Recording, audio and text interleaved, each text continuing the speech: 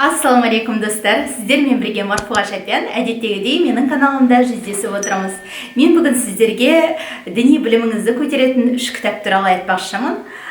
Оның біріншісі Имам Ғазалидің Ихия Улумаддин кітабы. Ол кітап қателеспесем қазақшаға аударылды, сондықтан қазақшасында оқып көрулеріңізге болады. Бұл кітабында Имам Ғазали негізінен ислам дінінің 5 тірегі туралы жазған. Әрине ол дәреттен бастайды да, намаз, ораза, қажылық, зекет барлығын егжей-тегжейлі баяндайды. Оны оқып отырып, иманыңыздың қалай көтерілгенін, біліміңіздің қалай артқанын байқамай қаласыз.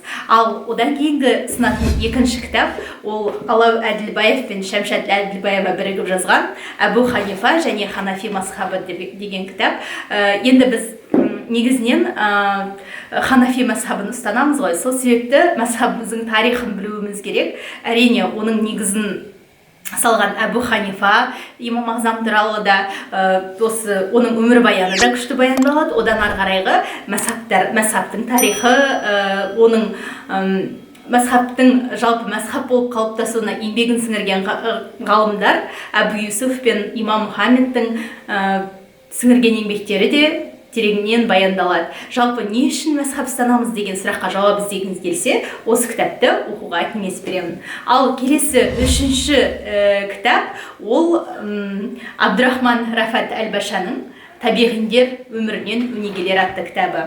Бұл кітапта маған қатты әсер етті.